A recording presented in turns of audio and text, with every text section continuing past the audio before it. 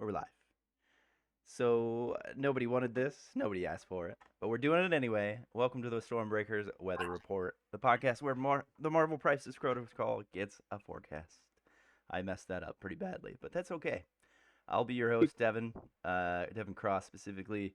Devlo von Longshanks. I primary the shit out of Midnight Suns. Also, there's a warning label. We talk like adults, and we refuse to not do so. So that's gonna happen a little bit. And I have been playing Marvel for since March, but a lot of it. And I will. I have a couple other people here with me today, to include the infamous Corey, who I will pass it off to now. All right, guys. I'm Corey from Blitz MIDI Studios. I'm a commission painter here in the Pacific Northwest, and I am also a Twitch streamer on twitch.tv/Paradox Syndicate. And I'm on this podcast. You can know me as Blitzkrieg Bot 56 on the Discord, number one in your heart. I am, the mid-table monster, as it would be called, and the two-in-one terror. I like it. I like it. Yeah, I am like the epitome of mediocrity. Um, I I bounce around affiliations quite a bit. So whatever is really good that you're hearing about coming up, that's probably what I'm playing. Because I always have the opinion, whereas, I don't want to ever blame my losses on my affiliation. I will blame my losses on myself very hardly. Because that is a word, hardly. But that is not the word I meant to use. Whatever. Yeah, every time I try to put on a nice introduction voice, I just mess everything up, and that's okay. It's we're not here to be professionals. Yeah, if you want a professional cast, listen to somebody else that would not have us. Yeah, So, but exactly. you have this. Nobody asked us to make this, and here we are anyway. And I'm gonna pass this off because I've been talking way too long to my good friend Dusty. Hey, this is Dustin Reed, and I'm definitely a professional. These other guys are not. You'll find that I am the funny one in the group. These guys have no sense of humor. Nope. I'm also the best player at the table Oh my every god. time. Oh my god, he's Um, coming out with the and guns my right away. pacing skills are better than nearly anybody else's. Oh Just my ask god. game coaches. Um, I'm here for fun.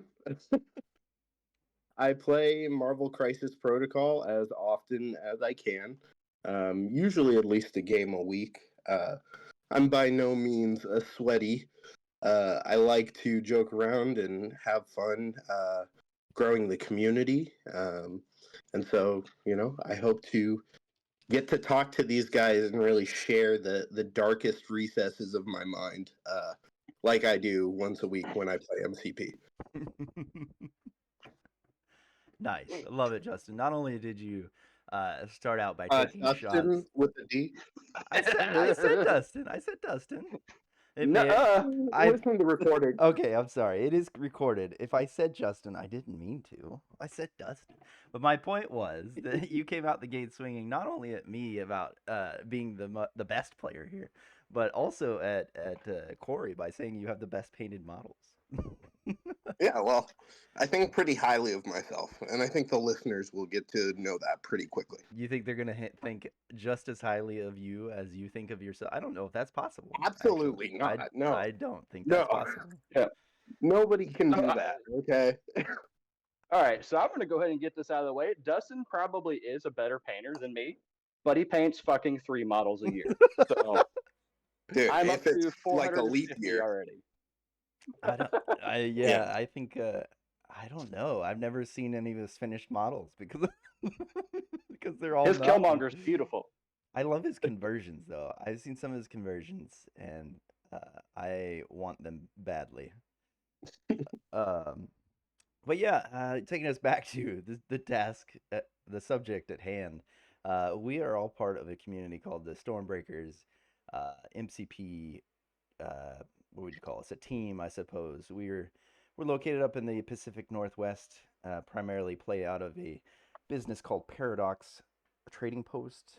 It is a nice gaming establishment, open really late. We're all centered around the like South South Seattle area, Olympia, Lacey, that kind of area. Yeah, Uh, there's also a pretty strong group up in Graham yeah, yeah, at the Gamers Den. We kind of bounce back and forth, but even though there's a little bit of distance, we're still a pretty tight knit community. We all get together pretty frequently. yeah, yeah. And being this our first codcast, I'm stumbling over my words now. Being our first podcast, just get it out there. Our intention is to not give you any sort of information that'll take you to win a tournament or even be good at the game. We merely are stepping into the podcast environment to have some fun among yourselves and just bullshit our way to potential victories at local RTTs, and that's really who we are. Now, you may actually learn something, but it's by accident, Yeah, 100%. it'll be an accidental learn. It will Yeah, I know I'm gonna learn things because I don't know anything. You're going to learn today. Yeah, you are. We're not sure what you're going to learn today, but you are going to learn something today, and it might be about us. It might be about MCP. It might be about dumpster fires. Uh, I but thought you were gonna say it might be about yourself. yeah, it could be. Uh, Way too pithy. what? What'd you say? That is way too pithy for this podcast. Oh yeah, yeah, absolutely, absolutely. All right. Well, Dustin, since you're here, and Corey, since you're both here, we both visited a tournament not too long ago. I'd say, what is it, 2 weeks ago now? This was an About 2 weeks ago. Yeah. LVOQ, which is, for those of you not in the know, is a Las Vegas Open qualifier. And the idea of these tournaments is that you play 4 or 5, maybe even 6 rounds, depending on the number of opponents that there are. And the intent is to narrow it down to a single winner, so that winner of that local or regional tournament is qualified to go to the Las Vegas Open, which is a very large tournament in, you guessed it, Las Vegas, where NCP is hosted once a year, and there is like the grandfather of all events, where everybody from anywhere is invited as long as you win one of these points or gather one of these tournaments or gather up enough points going to these tournaments to be qualified. It is an invite only situation. Uh, Either of you had anything to add about the circuit in itself and how those tournaments operate? So for people who understand the basic concept of a tournament, it's a tournament with points for a bigger tournament. Uh, there you go, Devin. Took out like a Oh minute my and a half for god. you. Yeah. Let me just really explain it, and then you just break it down and like the Barney style of what it is. I Anyways, mean, you were Uh, like you go to an event where you sign up and there are brackets, and then you pair up against somebody else. I was trying to be open to like people that had no idea what was happening.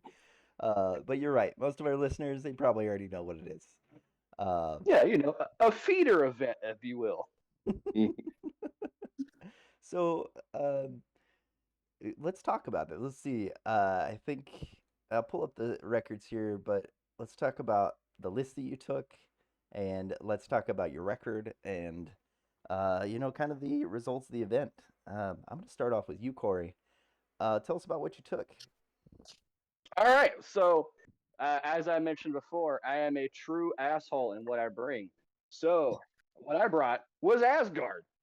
Yep. Can you imagine that?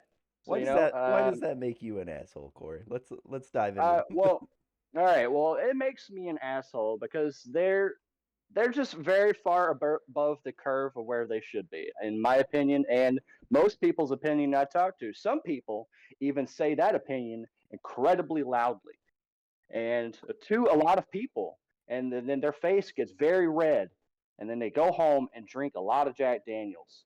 Um, That feels targeted. Corey, would you like to describe who you are describing? I think that, he's described enough. That person knows who he's talking about. that person knows exactly who they are. And you know what? I love them for them. You be you. Okay. So the incredibly asshole Asgard list that I took starts off with King Asshole himself, Thor, hero of Midgard. Okay. With asshole number 2 being Loki, Prince of Lies. Then we got slightly less asshole that is the mighty Thor. Uh, Beta Ray Bill, Sif, Luke Cage because I love Carl. I love Carl so He's much. not If really an if I asshole get to be pick. on this cast, He's if just a. I get to be on this cast so many times, you will hear the word Carl about 30 times. I love That's Carl true. Lucas Cage with all of my heart. Um, on to the next person. We have Wongers, and I got Toad and Spectacular Spider-Man and Valkyrie. Okay, so I have 10 characters in this list. I ran 5 all day. I didn't need the other 5. I could have just showed up 5 models, and you know what? It went okay. It went pretty okay. For tactics cards, I got the standard tactics cards for Asgard. I got Doom Prophecy, Odin's Blessing, Patch Up, Brace, Recalibration Matrix, Giant's Blood, Rainbow Bridge, Survival, Heroes for Hire because I have Carl, and I have Heart of the Worthy, and then for Crisises, I have So Gamma before you go Meteors, too much Intrusions. further, Yep. what are Yeah. the? I'm gonna guess the top 5 here. And actually, you know what, Dustin? Why don't you guess the top 5 or the characters that he played from this list, out of Asgard? The only 5 characters he played all day. Can you guess them? Well, we know Thor 2 and Loki 2 for sure, right? Okay. Yep. That's 2 out of 5. Um, I wish I was listening when he said all the characters that he was playing. All right. Valid point. If you had to, check 1 on the Dustin wasn't Bill, listening. Sif, and Wong. Bill, Sif, and Wong. How? Did he Okay. have Bill? How accurate would you say that is, Corey? So I lied. I played 7 characters Oh because my I God. realized that one match I actually played 2 of my 2s. I didn't even listen, and I knew his list better than he did. Yeah, no, I just forgot that I played more than 5. I played 7 this time. Okay, all right. Normally I play 5. But yeah, I played Bill. I think 1 game. I played Thor, Hero of Midgard every game. Because if you're not Yeah. playing Thor every game, you're doing it wrong. Um, I played Sif quite a few times. I'm actually starting to prefer her over Bill now. For several different reasons, being like I'm not seeing as many side sword throws. I really like the Doom Prophecy turn with Sif, et cetera, et cetera. I'm trying not to take up too much time here. And I'm not gonna lie to you. Normally, I've been playing a lot of Loki leadership. Um, then I learned a mistake when I played against my round 1 opponent. So I guess here I'll just kind of segue into my round 1. Round 1, I played Matt Attack, which is a very good shield player from up north. He played an incredible game. It was incredibly tight. We played 15 Gamma and Montesi. He was playing Shield, of course, because he's a very good Shield player. He was playing Nick Fury, Namor with Namor's leadership. I got his leader. And I got his list pulled up, but he has Namor, Spec Spider, Fury, Bullseye, Thor 2, of course, Invincible Iron Man, Agent Venom, Doctor Voodoo, Baron Zemo, Shang-Chi. right, yeah. So we were playing 15. So he went 3 wide. I went 3 wide. So Okay. his 3 wide was Nick. It was Nick, Namor, and Thor 2 versus my Thor 2, Loki, and Sif. Now, I have made this mistake one other time in playing against this shield bubble list where they're getting multiple rerolls on defenses and multiple rerolls on attacks and things like that. Loki is not good into that because of Namor's leadership. Namor's leadership unlocks skulls. So if I'm not getting skulls with my opponent taking damage because of oh my what a pity, Yeah. it's kind of a mute point. So I definitely misplayed here. Instead of playing the Mighty Thor, which would have been much better, But with all that said, um, the game came down to him having a Nick Fury on 2 health and a Namor on 3 or 4 health. I needed Loki with 1 attack and Sif with 2 attacks to do 2 damage to Nick. And then I had that the game would have went another round, which he would have just had a Namor on 3 health for the entire next round. Or, I still had a Thor activation after that. Thor could have gotten rid of him, but Sif failed all 3 of her attacks. Or, all 2 of her attacks, and Loki failed his attack completely. So he did no damage to Nick. And So did you feel like after list creation, seeing once across the table from you, did you feel like from the start you were disadvantaged, or did you feel like it was pretty even right after list build? it was pretty even. Okay. However, like as soon as I remembered that the skulls were unlocked for him on Yeah. defense and offense, I knew immediately I should have played a It, Mighty Thor. it's pretty well situated into Loki now, isn't it? It is, I feel. Now, the Longshanks data will tell you otherwise. The Longshanks data will tell you that Loki has like a 61% win rate against that type of shield list. However, I think that is we're still getting some pre-nerf numbers in there. Within the last month, the Mighty Thor has came out and with a 65 to 70% win rate against that particular shield list. So even the numbers back up, my bad choice. What I should have definitely played the Mighty Thor. Gotcha. So that being said, it was a pretty close match. Okay, close match. Yeah. Did you win? Did you lose? I lost that one. Oh, got you. That is why I have. That's so why much he didn't say. Yeah. For so long. He was holding us in suspense. Yeah. All right. Well, what about round 2? Round 2, I played a really cool dude who I found out is my new best friend named Andy. All right. So Andy was playing Midnight Suns, and spoiler alert, this is gonna be a little bit of a theme here. So playing against Midnight Suns, we were playing. I want to say, I have to pull up my list here. I know we were playing Intrusions, and I think we were playing Legacy Virus. Yeah. Okay. Intrusions, and so 6 points. No, not Intrusions. Okay. Infinity Formula. Yep. Yeah. All right, so 7 so we were points. playing it. Yeah, so 7 points. Yeah. This is a game where the grossness of Thor 2 really reared his ugly head. No, that's unfortunate. Because he was trying to maintain parity on the points, which means he was having a lot of his characters split up on these points, whereas Thor 2 is just able to pick off pieces one by one and just keep moving along those points while I'm rotating the other way with the rest of my team. And yeah, it was kind of a rough game. When Thor does his thing, it's usually not a good time for anybody. I remember a time when people were afraid of Magneto, and I just want to go back. Yeah, those were different times. Oh, sweet summer child. Yeah. Remember when the scariest 6 threats were Magneto and Hulk? Yeah, I'm showing my MCP age here. Yeah. Yeah.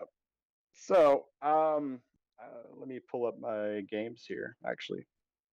Well, round 3, Infinity Formula. Legacy, Thor just stomped your opponent, it sounds like. Round 3, you went into Paul Vogel, who was also playing Midnight Suns. You were playing Extremis and Gamma.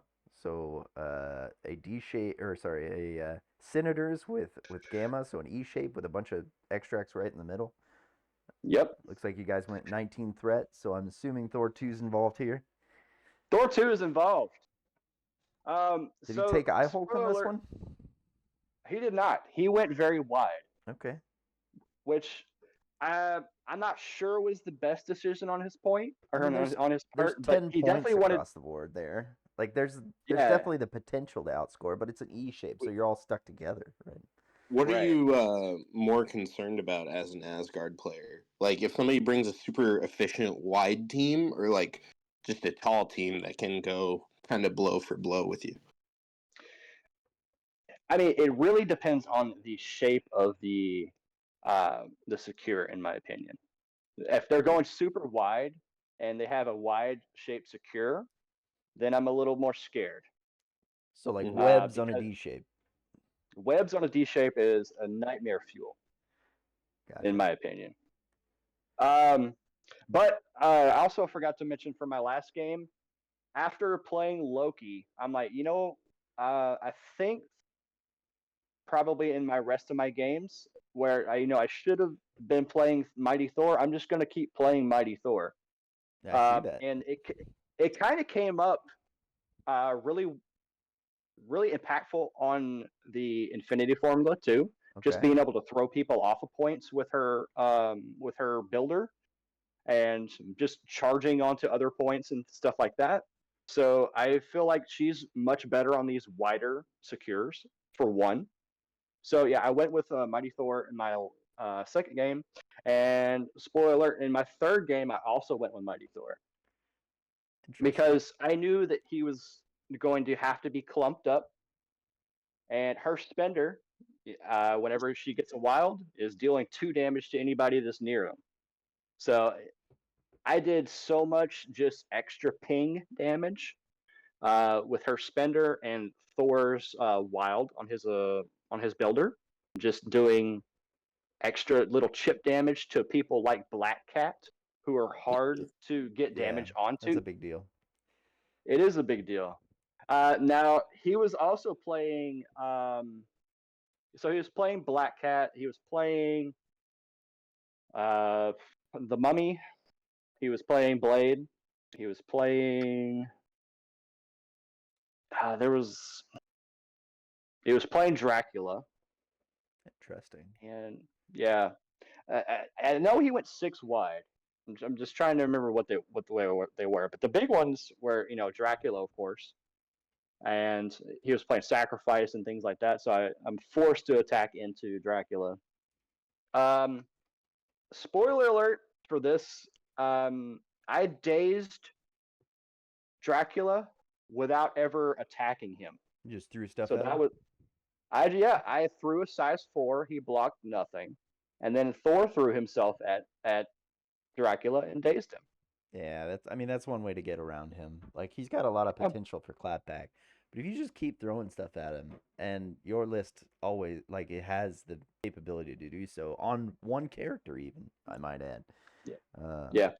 I don't understand why the pros haven't figured this out. Just kill the problems in one go, and you're like, whatever. Yeah, you just throw yourself at them and throw other things at them. Dustin brings up a good point. If we could just single activation any of your threats, then yeah, we're gonna win. Yeah, it's you usually have a good chance. You got a real good chance. Um, but I was able to delete characters off of his board fast enough. This was also the game that I went 5 wide. He was still going 6 wide, but I was able to go 5 wide Okay. because I have 2 twos in my list. I have Wong and Toad, and they are both pretty good on Senators. Yeah. Because we just went parity on those, and I'm just throwing things at him, throwing him off points and things like that, and just throwing the objects or the extracts, way off. So if he wants to go grab them, he moves to go grab them, then he can't move again, and then he's taking gamma damage. Yeah. Yeah. So, Exactly.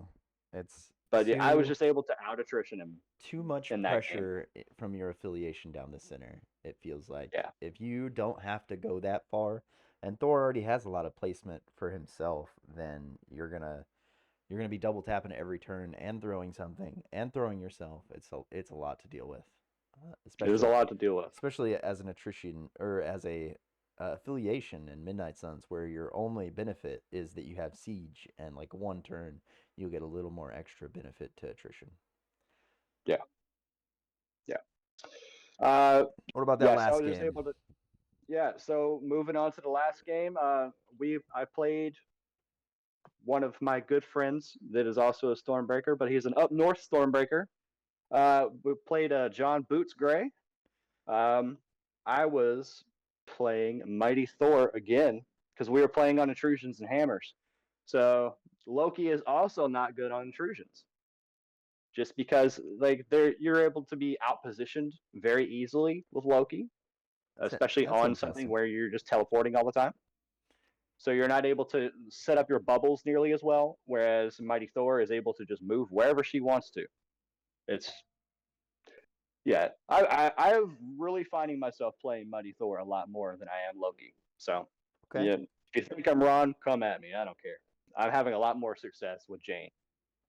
Looks Um, looks like it was a but he was close one playing. with the end score at 17-16. Holy crap, was it a close one? The biggest turning point in our game was actually a positioning of a size 4 building. I'm What? pretty sure you. Yep, Okay. yep. Positioning of a size 4 building. Just he goes up with I Hulk. He was playing I Hulk on this one, and I'm very terrified of I Hulk because of this exact play that he was doing. He picked up 2 hammers turn 1, and he's on an intrusion point with I Hulk, Yep. and that's real scary.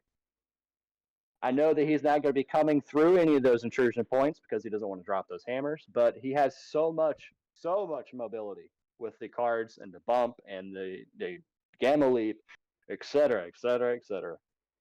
He's getting wherever he wants to. Yep. Um, uh, he also played Thor 2. Ooh, that's an So interesting. Thor 2 and I Hulk was incredibly scary. Then he played Wong to heal those people, and Blade, of course. I played Mighty Thor, Thor 2, and Sith and Bill. They're pretty standard picks there. So did every Um, one of your opponents play Thor 2? Because you had the Shield guy and the Midnight Suns guy. yeah, One I Shield had opponent two. or one Midnight Suns opponent did not play Mm, Thor 2. Yeah, two of them didn't play Thor 2. Oh, okay. okay. All right. Yeah, yeah. So I played Thor 2 twice that day. Yeah, And neither time in affiliation, which neither Yeah, time in Asgard. that tells you something. For all He you listeners started. out there that want to know how to win, the answer: just throw a 6 thread in your list. Doesn't matter what your affiliation is. yeah, Magneto. Throw Magneto in there. Especially anything that gives him any extra mobility or gives him any extra power. Yeah. Where I feel he is the most busted, and I feel like this is going to be another topic for another day, but he is incredibly good in humans. Really? Um, he's incredible. Yes, yes, Just because because the power passing? they're constantly giving him power. Okay. Yeah, And he can use it all. he can use all of it. Yeah, it's wild. Yeah, I he is incredibly wild in Inhumans. But back to Mr. Boots here. So this game was by far my closest game, even though like my first game was incredibly close with Matt. This was by far the closest game because the positioning of that size 4 building.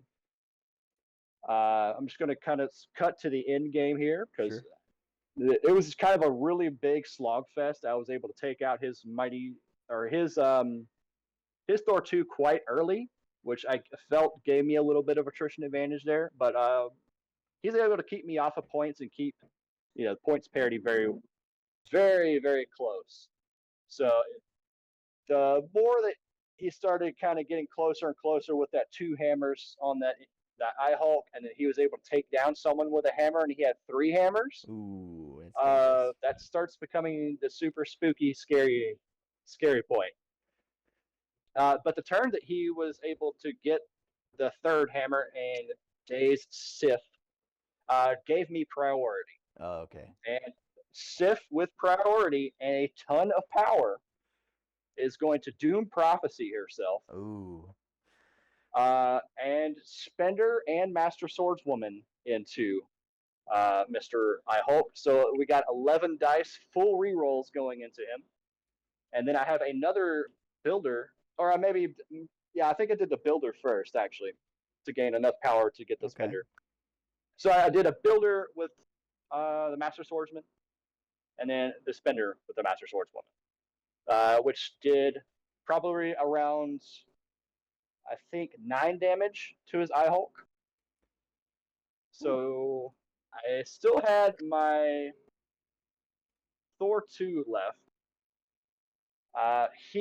The size 4 building and Eye Hulk are just far enough away where he's like a millimeter or 2 millimeters outside of range 2 for patch up. Oh. So he is just out for the patch up with his Wong. So he decides, okay, instead of moving and then, patching up and then moving again or something like that, he moves all the way to the corner of the board with 3 hammers. And, I feel he's pretty safe. He's still got around 6-7 damage on him. Thor 2 is able to Rainbow Bridge to one of the intrusion points, teleport to the middle intrusion point, throw himself towards the Eye Hulk, and get 2 attacks off on him, dazing him, dropping all 3 hammers. Oh my goodness. I remember a game that you and I played exactly like that. Yep. Same scenario. Yep. There is so much mobility, especially when you have that late game, just Rainbow Bridge in your pocket. Yeah. Yeah, it's incredible how far he can get. And It's almost like strapping a nuke to a character and then allowing them to teleport across the board is difficult to beat. Some Yeah, would say it's not balanced. Well, I don't care. I was there to be a sweaty tryhard, and I went 3-1. Oh no, it's nothing on you. If it's unbalanced, it's not something that you should stay away from. It's just I think it should be fixed. No, as the player playing it, I think it should be fixed. So. Yeah, exactly, right. Yeah, but that's not the only Asgard card where it's like, well, Odin's Blessing has come up quite a few times in our recent conversations. Blessing is a whole nother problem in itself.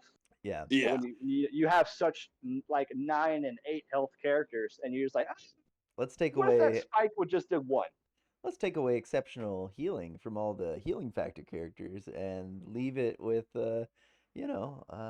Asgard as new characters roll out that are super strong. Yeah. Remember how good Heimdall is? I don't know if we want him to have Odin's Blessing, guys. That's fine. Oh man. Thor 2 might not even see play with Heimdall. I still have yet to see Heimdall on the table ever never will. In my 400 games.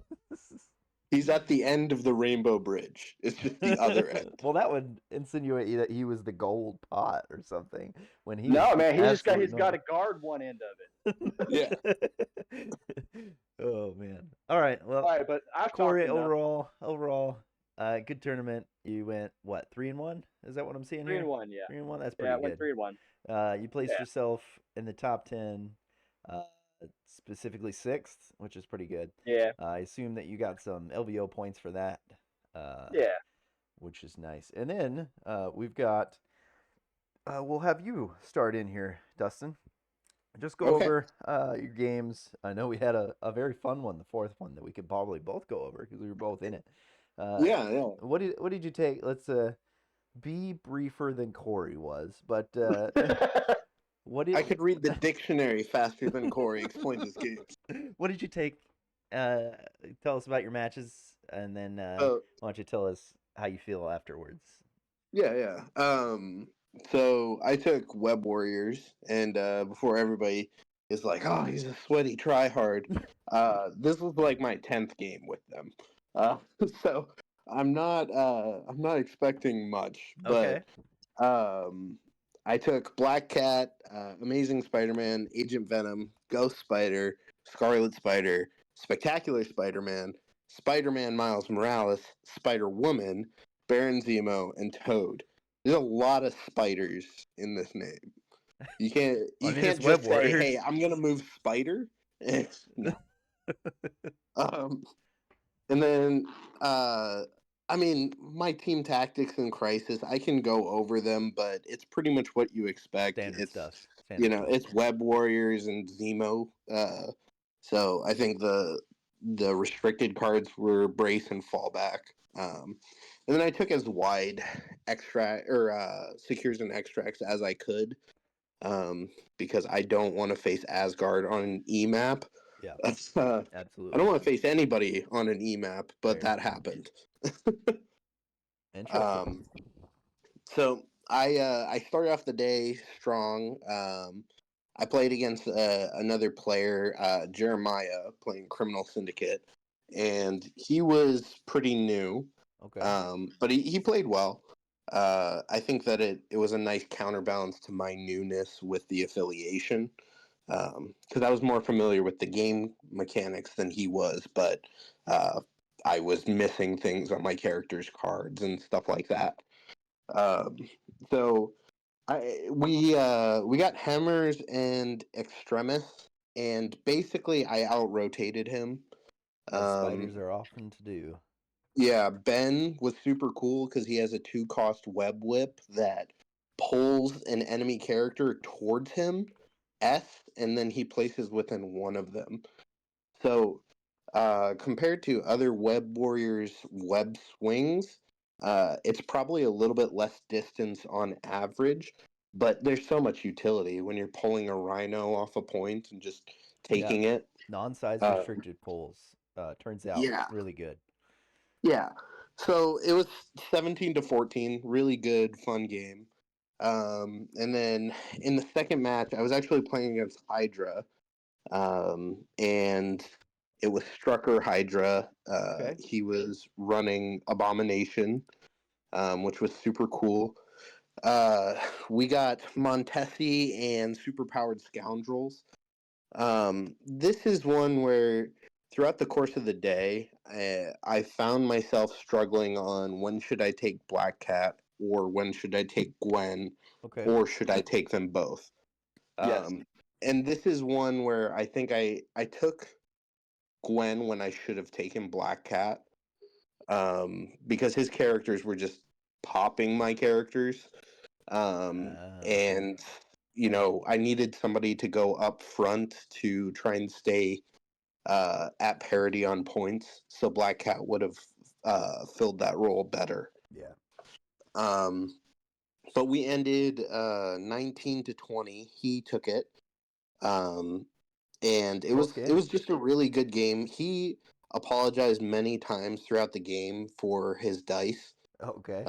because he was rolling much hotter than I was. But you guys know my philosophy on dice. I'll say it so that listeners know. Dice are dice. I very rarely get salty over dice. If you spike, if you don't roll well, I do feel bad for you. I want everybody to have a fun game. Um, but he apologized, and I felt pretty good with how bad I was getting diced to go 19-20. Yeah, you It still felt like played a a really really good close game. game if you were getting Yeah, diced. yeah. Um, and then the next round, I played against what's it called? Darth I'm Nader. blanking on. And Yeah, he Darth was playing Nader some with Midnight Suns with Blade. Midnight Suns. Yep. You were on So cubes and demons. yeah, and he played Blade, Mummy. I'm gonna be honest. I don't really remember a ton of the rest. That's all right. Because Blade and Mummy were the only ones that were doing things. Gotcha. Mummy walked up to the middle and got pulled pretty quickly, and so I dazed him almost immediately Ooh. on my back E, and then I proceeded to dump like 7 attacks into him and do nothing. Aw. That's rough. So the whole time, like, My opponent is really focused on I dazed his mummy early. And he's just talking about how my attrition is off the board. All the while I'm whiffing attacks and my characters are getting dazed. Uh, and at one point he dazes the character, and then he's like, "Okay, your go." And I say, "I don't have anybody left." And he's like, "What? They're all dazed?" And I said, "You've been so focused on my attrition, you haven't noticed your own." I mean, I ended the game almost tabled. That's rough. But yeah, like I said, dice are gonna dice. The thing that really made me saltier than I've been in a long time, though, was that there was the constant mentioning of how good my dice were. Even though it felt like gaslighting almost, just like Okay. 5 damage to my web warrior, and your dice are really good though. Yeah, yeah. Uh, How can you be complaining about your opponent's dice in a game that you're winning? yeah. That feels really really Ian Salt Corner style. Yeah, I mean, like, I don't know if he was aware of it. So, like, I didn't say anything to Sure. him because I didn't feel like he was trying to slight me. It's just really easy to get tunnel vision, when Yeah. something happens really early in the game. Um, so I hold no ill will against him. I was, like I said, I was almost tabled. I just really couldn't do much to him. I was playing the E map fairly well, I thought, but It's a rough just one for losing spiders. yeah, losing characters. I think that was no, the last game was the game that I realized I don't know the right timing for the cat and the spider. I was It's like, this it's seems like a really good card, and I don't know how to use it it's a properly. turn one save grab usually. That's what most people use it for. Yeah, I didn't like pre-measure or practice it in any of my games, and so you know I was like, well, I didn't practice it, so I won't take it. So, Okay. I'm that should tell anybody again, like, I'm not the most competitive guy. I'm there to have fun. Yeah, it's fair. It's fair. Yeah. And then my last game, I don't even want to talk about it. It was so bad. Last game we played each other, and yeah, yeah, we let's. I won. that Mhm. is that is the premise of the game. We played Crisis and Hammers. Yes, but the Or sorry, we played subtext of Extremis and it. Hammers. The subtext. Go ahead. Yeah. Oh no, I was just kind of done at that point. You have you're 1 and 2 going into the fourth round, and you just filled up on Carl's Jr. You're not feeling so hot, so you got to lean back and really take it slow. Uh, Yeah, um, yeah. no, Uh, but anytime I sit across from Devin, I have a really good time. So I focus more on making jokes and trying to make him laugh it was than actually playing the game. it was a hilarious game. Yeah. But it was kind of superseded turn one with Frank moves up once, bumps to get on the point, and single taps Zemo to Mhm. death, who had an extract in his hand, which he then gave to us. So Yeah. it was a rough from the start. Yeah. Yikes. I mean, it was an uphill battle for sure, and it was actually the exact same crisis as my first round on the same table. So I tried to play the same thing, Yeah, um, but it just I don't know if I got too bloodthirsty or what. Um, but I didn't play it nearly as well. And like you said, Frank did great. That was my first time playing against him. And so it seemed like he was a fairly basic character, but with his tactics card and just, moderate dice, I think he did work. He yeah, was cool. he absolutely did. Yeah, right. Frank's a really reliable character. All his attacks are gainers or spend exactly the power that you have, kind of things. Hmm. He's got a charge. He's got a bunch of range 2 stuff. He's got a throw. He's really got this whole kit but he needs to take damage to get the power necessary to unlock it because he's not unlocking it on his own. He doesn't Hmm. Yeah. like his gain. He's only got a gainer, so Hmm. he's an interesting character in that way. Um, Yeah. and I'll round us out before we talk about the tournament as a whole with what I took. And I had going into this tournament, I had this preconceived notion after testing a couple times. Because that's what I do right before the week of the tournament. I'll test a couple times of a list, and if I have success, I'll go to that list.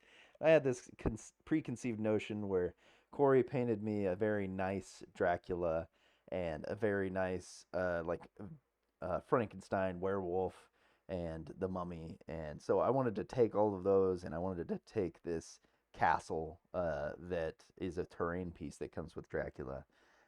And I wanted to make a nice little board, but also I wanted to soup in Dracula because all you need to do to soup in Dracula's list is add maybe a character and one tactics card because he has that affiliation like Emma Frost and Mephisto, where anybody can join it.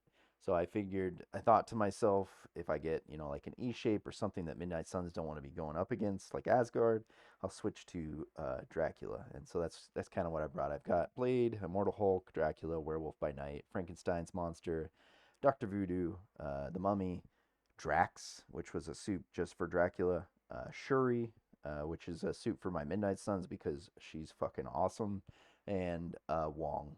And my crisis and stuff focus on using my bump to an advantage, using the map to an advantage, something I've learned over time with Midnight Suns. It's nothing specific attrition or scenario, but rather placement. First game I had was a really defining game for the rest of the tournament for me. I went up against Tetsuo. He was playing, or they were playing Cabal, and we ended up getting cube and hammers. It was a E shape with a bunch of cubes, and I picked 15 because I knew he was going to play Cabal's dangerous 15, which is Zemo, Thanos, and Red Skull 3. And that's exactly what I did. And I was like, all right, I'll try Dracula out against this 15. It did not work out. I got absolutely crushed. But yeah, that set the tone for the rest of the tournament. I knew, hey, I'm not going to be winning the LVOQ, so I'm going to have some fun. Uh, and All right, I've gotten my ass beat. yep, Time to have fun. yep, basically how I took the rest of the tournament. I went into game two. I was Well, playing. hey, question on your game one. Yeah, go ahead. What happened to Dracula? Because I've played against him twice, Yeah. and he was pretty scary in one game and didn't do too much in the other. Yeah, that's totally valid. He definitely has the potential to swing one way or the other. And for that 15, I took Wong, Drax, Dracula, and let's see, that's 5, 10. I took Werewolf as my last one. Werewolf's really good in the affiliation because he's already handing out bleed, so he essentially hand heals for 3 a turn. Drax needs that bleed to get his rerolls. But basically, I waited for Dracula turn 1 to come up after he had activated because I was 4 wide, he's 3 wide. I waited for Dracula last. I didn't put anybody in the center to get crushed. He came up, he attacked. I believe he put Thanos up front. Did quite a bit of damage. Ended up having like a whole bunch of status can additions on Thanos before I dazed it round 2. But he just got smashed. Like Mm. Red Skull's attacking range 4. Not a lot I can do against that. And then Thanos would only ever attack Dracula if he was doing his range 3 push to get him outside of clapback range. So really Mhm. just disadvantaged Dracula. And with all the placement that Thanos has, there's not much he can do. Because Dracula really wants to be close or have someone that can place him close. Okay. Yeah. I think he's actually pretty good in Cabal because of the extra placing that, Yeah, absolutely. with Red Skull, or possibly if you could fit in Thanos as well. So Yeah, he needs help with getting moved. he does. He needs to be where he's going to be for that rain for that double tap. Like he does have some displacement for the opponent, but you also want to be sitting on a point. So You could either advance someone towards you and double tap them, or you can move on to the point and single tap them. And it really takes a lot of his aggression out of him if he can't be already on that point somehow. Yeah. Game two, I had a fun one with a friend of mine, Brian Rhodes. He was playing Asgard because he's been on that for a while. We played Senators and Infinity Formula. Um, I knew I was going to get some Thor 2 action, so I took Hulk, and well, he smashed. It was very, very good game for Hulk on that one. And Brian had a what I would call an average Thor game, which is that he killed all of one side of the Infinity Formula, and I took the other side. We kind of used the secure to uh, Thor 2's disadvantage by just avoiding him. Yeah. Which he doesn't have. He does have a lot of mobility, but he doesn't have the mobility to get across the B map and still be able to double tap you. He's gonna he's gonna pounce. He's gonna move, and then he'll swing at you. And one attack is usually enough for us to live. I say usually because he definitely pops off and one shots a lot of people. Yeah. Round three. This was I went back. This was another Asgard matchup. This one's on Gamma with Legacy Virus, so 7 points. I decided I would flip back to Dracula for Asgard, and oh man, he was dazed round one. That's the kind of oppression that Thor 2 put in on him, and Drax actually showed up quite a bit in this matchup. He put bleed out and did quite a bit of damage, but it just wasn't enough. And ended the game very close though. After Dracula passed away, like round three, I think, before I got to activate him. I only got 2 activations out of Dracula. But we played a 15 threat and ended the game 16-15. So we kept it close, but it just petered out towards the end, and I couldn't do much about that. Devin, do you often have trouble finishing? I do. I peter out a lot. I have to take pills for that on occasion. Okay. From the gas station. Yeah. The gas station pills are the best. They've got like a rhino on them. I don't know what you're talking about. Shark, the shark testosterone. Yeah, it really helps.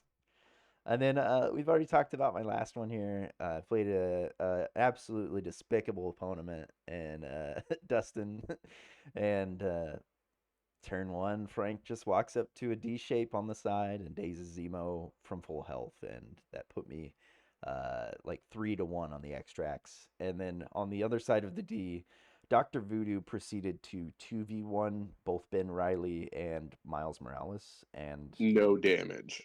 No damage at all. Took absolutely 0 damage while just attacking both of them. Bodying these web warriors. Eventually, Voodoo got the extract and just left. Like he didn't even need to stay on that D shape anymore. He went to my home D shape, and still had not taken very much damage. No, and my web warriors were following him. Yeah, and they chased proceeding him. to do no damage. It was something to behold for sure. But yeah, Because I mocked the dice gods. I said I wanted to prove that I could beat people without dice, and they were like, "Prove it." you did not prove it. Oh, I need those dice. I'm gonna play Asgard now. Yeah, there you go. That'll do it. Yeah, that was my tournament experience. I went 2-2. Really, I lost both my games with Dracula, so I'm still good with Midnights. How do you feel about Thrall's Dracula as an affiliation and just in general? I think Thralls, even though you can soup it with a character and a tactics card, you really should be building a cohesive list around him. Yeah. So you can't sacrifice like all those other characters you would typically have. You need some kind of placement for him, and I just wasn't doing that. So after that tournament, I didn't feel good about souping him, but I tried him later like by himself with like 9 other characters to support his plan, and I think he's Yeah. much better alone. Although he is absolutely at his peak when he's playing Cabal. Yeah, that's the same way I feel too. I played against Dracula. Actually, played against Dracula probably 7 or 8 times now. Played against him in Suns. Played against him, as Thralls. Played against him as in Cabal, and Cabal was by far his most oppressive place. Yeah, that He can just do so much. that makes sense. That makes sense. He like with RS3 and like Dark Rain, like he can absolutely clobber some folks. Yeah, John and I played with Dracula and Cabal, and he was just brutal, man. This 1-5 threat essentially took out my whole team. He was everywhere he needed to be, and just was a murder machine.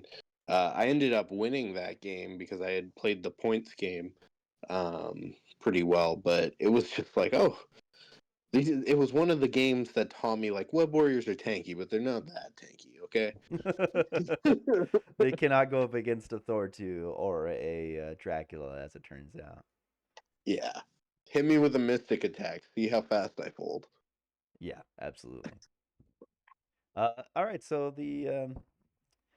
the tournament as a whole, I know there's a little bit of extra here for that, but our winner of the LVOQ was a person by the name of Justin. Played Apocalypse. Second place was Tippett with Inhumans, and third place was actually your opponent, Corey, Mad Attack with Shield. Yeah. Um, yeah, there was some a little bit of misunderstandings on the Apocalypse list. Apparently, he placed more people than he was supposed to on one of his games towards the end, which was questionable. But I don't think either any of the three of us actually got to play him. Just heard others play him. Um, Yeah. but Yeah. It's all third and fourth hand information. So take that how you will. yeah, absolutely. Um, But yeah, good tournament. No Stormbreakers in the top three, unfortunately. So, like I said, you're not going to learn anything from us. We're mostly losers. Yeah. I would say 2/3 of us are losers. Well, I'll say this: like SOS is just always my downfall. So, All right. Well, but there is a fun little game that I was hoping to play with you guys, and I know we're coming up on an hour, but we got a little time. So, we, Thanks for volunteering us. yeah, I yeah. don't have anything going. yeah, you're good. I know you have nothing going on. So why don't you hang about for a couple more minutes, and I'll put you through this game. I called it Forecast Feud, and so what it is I'm gonna set a scene, and it's basically a question of like there are some upcoming releases, and I'll pose it to you first, Dustin. But there are several newly released characters um, that we don't know any stats about them yet, but they have been revealed. Uh, and I'm curious what you think uh, they their impact will be, how good they will be, and what other affiliations other than the ones that they're decidedly going to be in that they're going to be added to. Okay, so we don't know the stats on these, like it's We don't know the names cards at the essentially. moment right now. Good, because I have not looked. uh, Dustin, for once, you know as much as we do. yeah, yeah. So there is, Special feeling. and I will list them off here. Um, Elsa Bloodstone. She's supposed to be a Midnight Suns leader. We know that much about her. There is Gladiator, which I do not know anything about him yet. There is Gorgon, who is supposedly in humans. Uh, Yeah. there is Man Thing, which is supposed to come in the same box as Elsa Bloodstone. He will also be a Defenders, a Midnight Sun, presumably. There is Maximus the Mad, who Mhm. is supposed to be an Inhumans leader. Uh, there is Nova and uh, Yondu, which we all know Yondu from the movies. But I'm curious if you have any like premonition or any prediction on any of these new arrivals that we know nothing about yet. Yeah, so I think when I'm looking for what is going to be the most busted, like easily to predicted busted, it's high threat attrition characters. AMG just doesn't seem to be able to strike a good balance at sixth threat or above, and I don't think that any of those are going to be that. It sounds mostly like you've got like a pool of fours and fives, maybe some threes. I think the ones uh, that intrigue me the most are the Inhumans, because I've always held the opinions that Inhumans are just one or two characters or cards away from being really good. So I do Uh, think I did forget to include King Black Bolt, which I guess is going to be a leveled up Black Bolt. And yeah, as you know, with Black Bolt being a five threat, we could have a six threat or a seven threat on your hands here. yeah. I'm also not super into Marvel comics. Like I'm getting into it. The game has exposed me more to Marvel than the other way around. So I don't know all these characters, but yeah, I think Inhumans like they do well in tournaments, but they've always been missing something. And personally, I think it's a lack of options in tactics cards, because Okay. I think their characters are all really solid. So if these Inhuman characters come out with some solid affiliated tactics cards, I think they could definitely be impactful. That makes sense. That makes sense. Corey, anything you'd like to add on these new this new slew of characters that we've been opened up to but have no idea about yet? I have a lot of opinions about a lot of things I don't know about. So I'm gonna make a bold prediction right now. Okay. As soon as these two boxes are released with the Inhumans and Yondu and uh, Elsa. Nova, Oh yeah. yeah, Okay. no, well, the Yondu and Nova box in particular, and the Inhumans box, both Guardians and Inhumans immediately rocket to S tier. Really? Yes. Uh, the reason being is I do think, much like Dustin, that the Inhumans they are already winning quite a bit. They are already well positioned as it is. If they get better and more flexible threes and four threats for different types of scenarios, where because sometimes Crystal is not always the right choice, or Beast is not always the right choice. Um, I really think, and if any of these are get added any tactics cards, we Yeah. already know that there's another leader coming for sure. Yeah. I do believe that King Black Bolt will be a six or seven threat. He's going to be a monster for sure, Yeah. but he's going to be fighting for that spot. Whereas Thor 2 is not really fighting for Thor's spot because Thor is just kind of under where he Yeah. should be. Yeah. Do you think Whereas that Black Bolt is very good. Do you think that King Black Bolt versus Black Bolt becomes more of a issue of leadership than threat? Because I mean, high Yeah, threat leaders are a thing, but Black Bolt is already five, yeah, so well, you're already accounting We for that. already know that King yeah, Black Bolt is not going to be a leader. Maximus the Mad is going to be Oh, the I'm sorry. new Inhumans leader. So it's kind of the same scenario where like Thor 2 versus Thor 1, one of them's a leader, but not really fighting the spot of the other one because Thor 2 is not taken alongside Thor 1 anyways. Right. Yeah, I got yeah. Maximus and King Black Bolt confused. Gotcha. The point where we're going to see King Black Bolt probably not played as much is because Black Bolt's leadership, in my opinion, is the best leadership in the entire game. Really? That's a I think it is. bold take. I'm I think I'm not that Black far Bolt's off. leadership.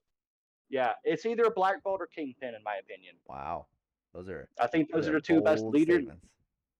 Those are the two best leaderships in the game. I'm not saying those are necessarily the characters they're attached to. I would Leadership, defer to zero. RS3's leadership of everybody gets a reality stone. It's up there. That's It's got up to there. be one of my top leaderships. My thought on Inhumans leadership being like up there, it gives you so much potential to funnel to characters that need it. So it makes characters that aren't as good, like you take CGR. CGR, pre nerf was amazing in Inhumans, and post nerf he's not that much worse because they can still funnel him a ton of power. That's a good Yeah, point. he's better there than his own home affiliations. Yeah. That is a good point. So, like you were saying, with Red Skull 3 being reality gem on a stick, Yeah. Black Bolt's leadership is advanced R&D on a stick, but you need to use it multiple times. Mm.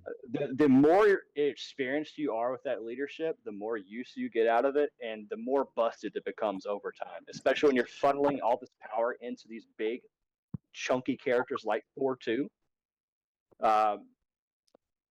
It's the kaiju affiliation, in my opinion. Really? Yeah. Yeah. I mean, I can see that. I can see that. It's like having a Wong wherever you need him without taking Wong. Yeah. And then if you take Wong, it's even better. Yeah, I mean, you could funnel so much more power, right? Wong can just double Yeah. meditate, stand there, and hand out more power to other people as they take their turns. Right. I really like basically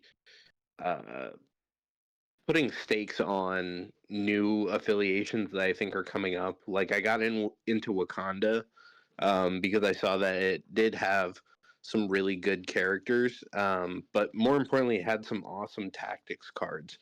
And so when I saw there were new characters coming, I knew that regardless of the tactics cards, just getting more characters for the cards we already had would push it up a whole nother level. That's a good point. Yeah, I mean, it's like the Asgard thing. They already had all the great cards that they needed. They just needed a character to funnel into. Yeah. So the second part of my prediction here is that Guardians also become S tier. They're already pretty good. It's not a huge lead for them. I was checking the affiliation ranking after you said that. Inhumans is number 5 with a 54% win rate, and Guardians of the Galaxy is number 10 with a 51% win rate. So it's a further jump for Guardians, but I could see that. So the reason I'm saying Guardians S tier here is I'm making another prediction that one of these cards is a leadership card for Nova. Ooh. So you think the leadership second card, leadership? We are going to get a second Guardians leadership in Nova. It would be hard to overrule the current leadership, though, with the winning tokens. It is. But the leadership that I'm going off of is just based on the number, or just based on the characters in the comics that I know of. Yeah. And it's gonna be an Annihilator's leadership. So it'll be Nova. It'll be like Beta Ray Bill, Star-Lord, Ronan. I'm not familiar. What Annihilators? What does that mean? Yeah, so Annihilators is the forerunner to the Guardians of the Galaxy, the current run of Guardians now. Okay, that's what came before. It was during the Annihilation wave where Annihilus was taking over the entire universe, and then the Annihilators fought back. And the Silver Surfer was also a part of the team, which we don't have yet. But the last member of that Annihilators team is Gladiator. So Gladiator will end up being Guardians affiliated at some point, I think. Interesting. He's not affiliated. He's not affiliated on the document for the what's it called? The new Challenger document for what's that format? Timelines. The timelines, yeah. So he's not on the timelines document, but I think he's going to be Guardians affiliated. He's going to be a 6, in my opinion. Yeah. I Interesting. mean, So, I think those 3 characters, Guardian, Gladiator, um, Nova, and Yondu, are going to put Guardians back up on top. Interesting. I don't want to cut off Devin, but I have a rebuttal to that. Okay. Okay. Um, I think it's going to depend on tactics cards because Guardians already has a plethora of Ooh, yeah. really good characters, and Yeah. it's like, I don't know who you take out. Like, it's not like Drax is making the cut on most Guardians lists anyway. Right. So if they go really like with a solid tactics card suite or even one, good tactics card, it could affect it. But if they go with a more jokey theme, like they do with some of these, more family friendly affiliations, Yeah. and they just biff on the tactics cards, I don't think anything changes for Guardians. Yeah. It's possible for sure. They also have the most room to fit in a leadership card tactics as well. Mm, So, yeah.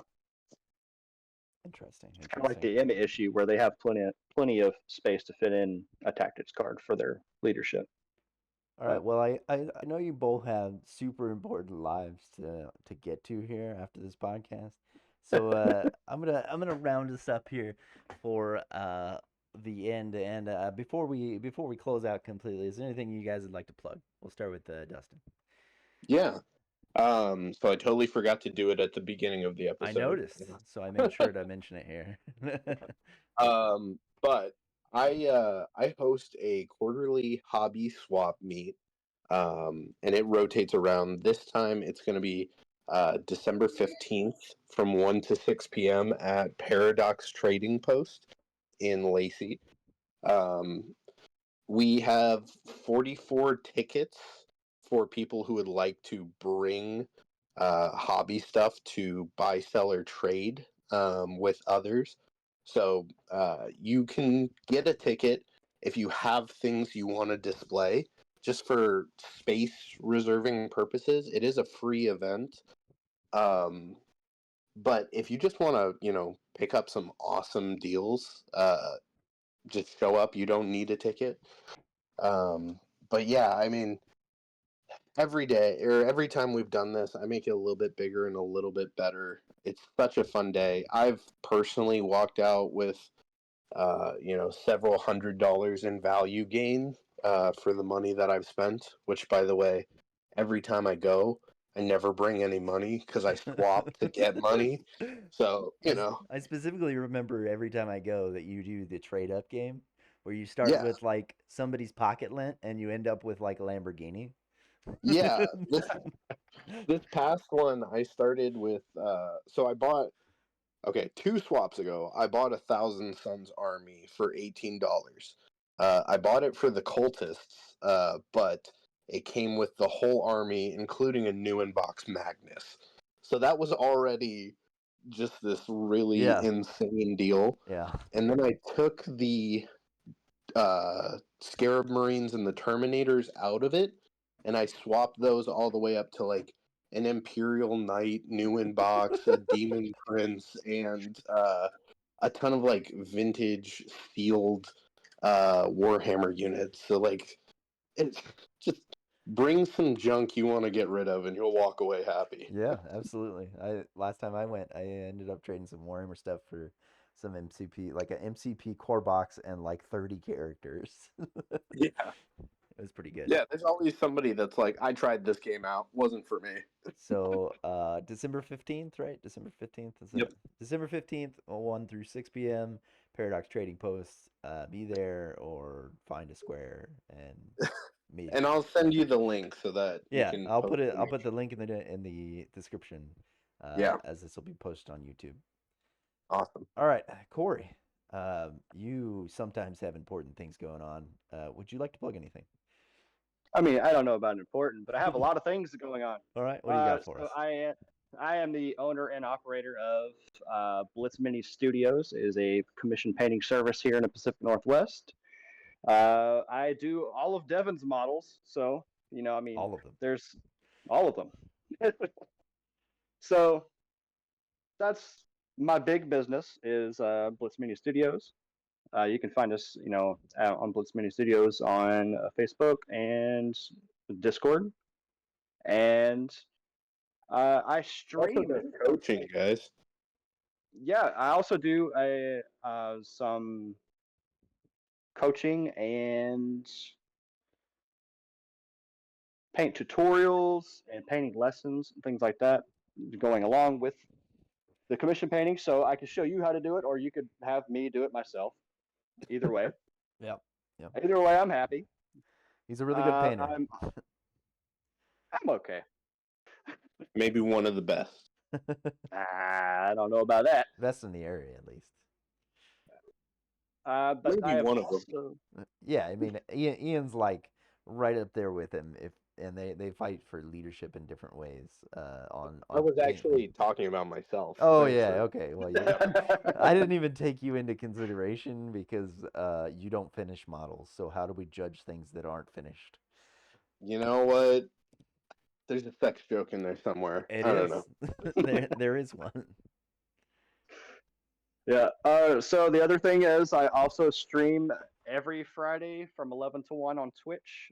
That'd be twitch.tv/Paradox Syndicate. And then I do this podcast, which this is new. So that's a new thing I do. And I also do videos on YouTube for Paradox Trading Post on youtube.com/Paradox Syndicate. So if you want to hear more of me for some odd reason, there's plenty of places where you can. Yeah, I don't know how much I want to hear of you, but I'm sure somebody will check that out. Somebody will. Yeah, somebody absolutely will. All right. Yeah, one day. Well, thank you for listening to the Stormbreakers Weather Report. And until next time, keep your eyes on the forecast, and may your games always be sunny. Have a good one.